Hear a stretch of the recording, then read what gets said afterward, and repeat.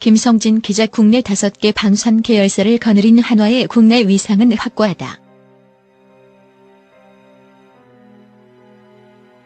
한화는 1974년 방위 산업에 진출, 현재 탄약과 유도 무기 체계에서부터 항공 엔진, 다기능 레이더, 함정 전투 체계, K9 자주포 등 화력 체계, 첨단 체계 분야까지 사업 영역을 확대해왔다.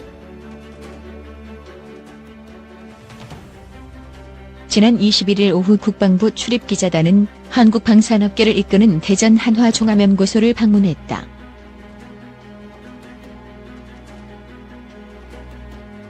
지난해 7월 신축한 연구소 건물은 한화의 위상을 나타내는 듯했다.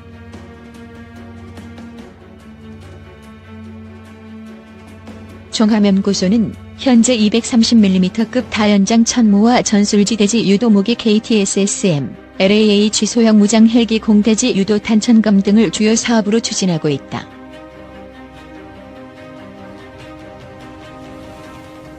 또 천궁중거리 지대공, 천마 단거리 지대공, 신궁 휴대용 지대공, 현궁 지대공 요격 미사일, 해성함대함 미사일 등 유도무기와 홍상어, 청상어 등 어뢰의 핵심 구성품 공급도 담당하고 있다.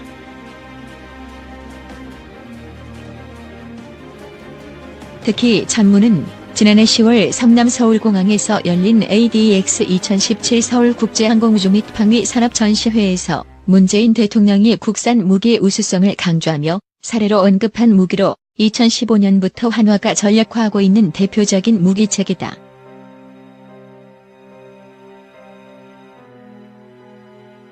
천무는 230mm급 유도탄, 무유도탄을 단발과 연발로 발사가 가능하고 최대 사거리는 80km에 이르는 것으로 알려졌다.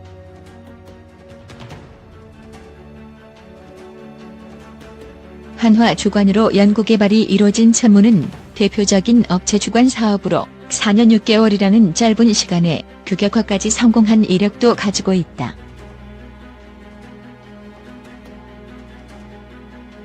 한화의 다음 목표 중 하나는 다연장 로켓포 체계를 개량한 천무 II 성능 개량 사업이다.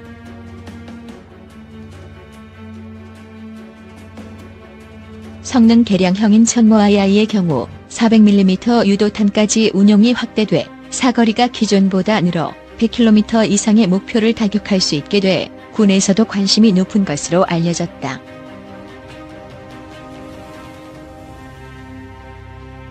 아울러 이날 연구소 로비에서는 천무 외에도 한화가 개발 중인 다양한 무기 체계를 살펴볼 수 있었다.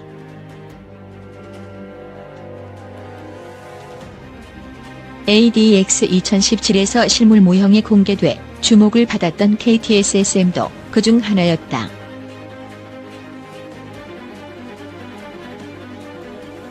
한화는 국방과학연구소 ADD가 주관하는 KTSSM의 체계 공급을 담당하고 있다.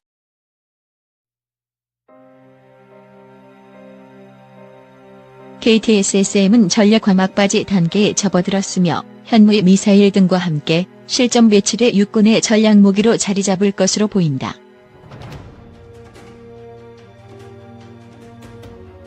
또 경공격 헬기 LAH에 탑재될 공대지 유도무기 천검의 모형도 눈길을 끌었다.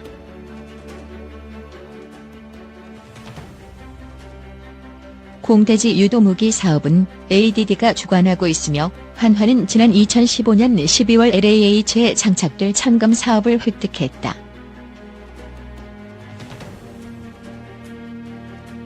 한국형 헬파이어 대전차 미사일로 불리는 천검은 특히 국내 최초로 유인 항공 플랫폼에 탑재되는 유도무기로 2022년 개발이 완료돼 2023년부터 양산이 시작될 예정이다.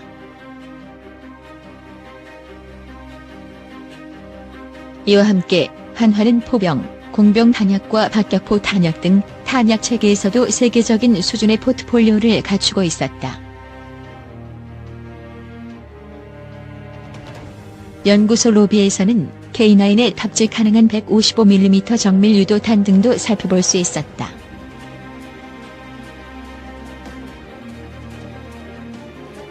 이 밖에 KF-X 한국형 전투기와 FA-50 경공격기에 탑재가 가능한 한국형 타우루스 장거리 공대지 유도탄 개발 모형도 주목을 받았다.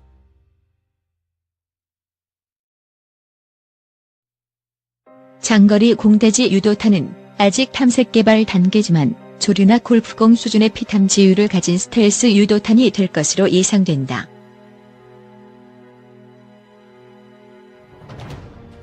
다만 국내 방산 10대 기업의 2017년도 매출이 2016년도에 비해 약 18% 줄었다는 산업연구원의 분석이 나오는 등 최근 방산업계의 상황은 그리 녹록지 않다.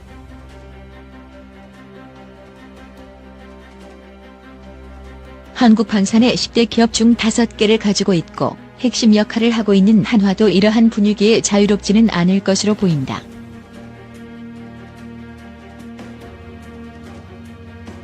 한화 관계자는 2020년 국내 단약 유도무기 분야 1위에 오르겠다며 2015년 글로벌 톱티어 글로벌 탑티어 방산업체로 도약하겠다고 강조했다. 멀티플 로켓 론처 MRL, 로켓탄, 미사일을 탑재하고 광범위한 지역을 포격하는 장비로서 로켓포의 일종이다. 국립국어원에 따르면 둠법칙 제11항 부침 4에 따라 다연장이 맞는 표기라고 한다. 1다연장에서 연장면? 이라는 말은 포탑의 2문 이상의 포트리스의 멀탱이나 슈탱도 이런 계열로 볼 수 있다. 일반적으로 포병 산하에 들어간다.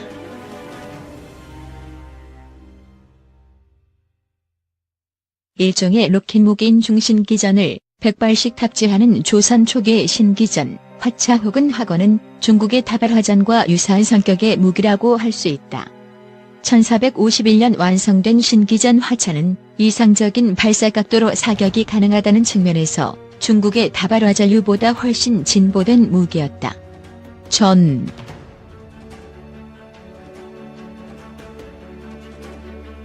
하지만 다연장 로켓이 본격적으로 등장한 것은 제2차 세계대전에 들어서 소련군이 카츄샤 다연장 로켓을 대량으로 운용하면서부터다.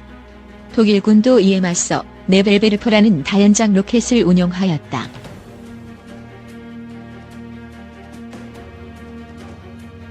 미군 역시 대규모 로켓 포병을 운용했는데 칼리오페 로켓포의 활약이 두드러졌고 또 해군 상륙함에 장착하여 오키나와 전투나 인천 상륙작전 때 상륙 지원용으로 마구 발사해서 큰 효과를 보았다.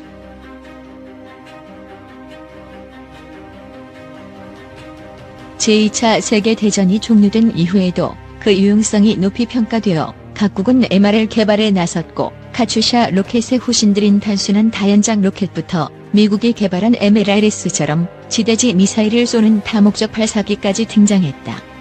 또한 로켓도 포탄처럼 내용물을 바꾸면 활용도도 바뀌기.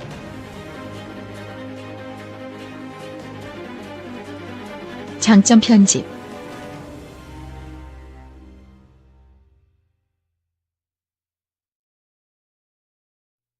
일반 야포보다 더 넓은 범위를 효과적으로 제압할 수 있다.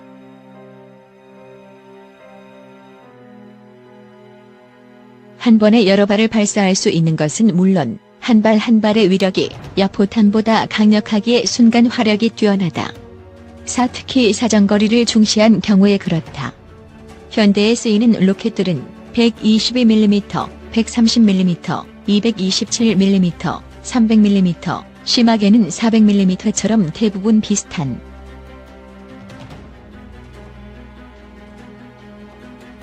연사 속도가 매우 빠르다.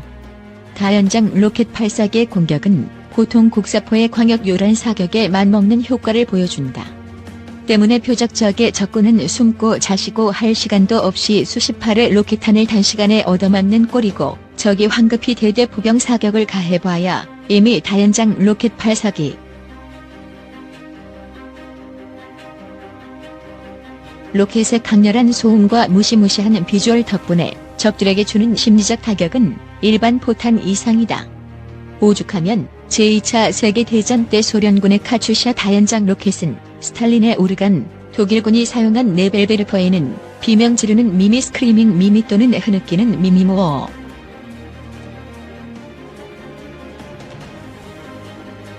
로켓이라는 규격을 사용하는 덕에 탄두의 종류를 다양하게 확장할 수 있으며 이에 따라 상황 대처가 유연하다.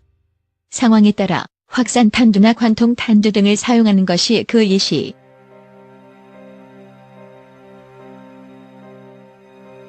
야포보다 구경 제한이 널널하다.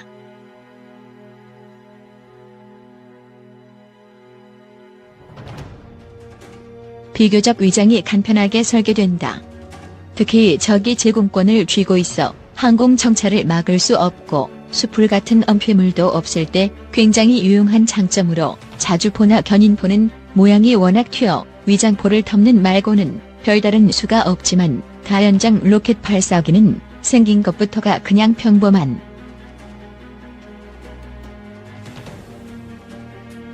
단점 편집.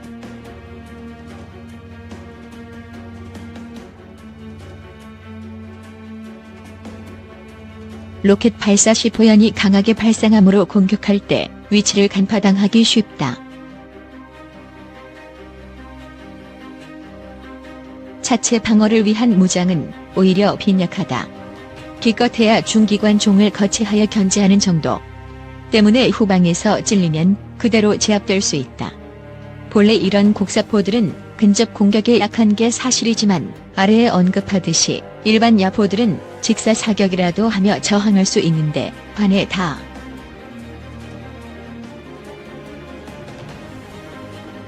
근접 목표를 직사사격하기가 어려우며 야포에 비하여 정확도가 많이 낮다. 한 번에 여러 발을 쏟아내는 특성 때문에 한 번 사격할 때 조준 사격을 할 수가 없고 발사 시 거치대의 각도 차에 의하여 사거리가 길어질수록 오차 범위가 늘어난다. 오 때문에 퍼부은 것보다 실패량. 탄두가 바람의 영향을 많이 받는다. 이 문제점은 유도 가능한 탄두를 사용하여 조금씩 해결하고는 있으나 당연히 가격이 더 비싸므로 도입이 제한적이다. 로켓탄은 야포탄보다 값이 많이 비싸며 67, 유도성이나 확산탄을 탄두에 적재하면 그만큼 더 비싸진다.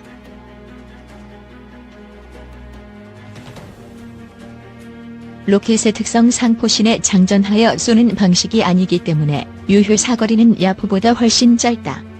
실제로도 ICBM과 같은 초장거리 미사일이 거의 인공위성을 띄우기 위한 로켓과 비슷한 수준으로 규모가 큰 이유는 한 번에 적재하는 연료의 양을 늘리는 것으로 사정거리를 늘리기.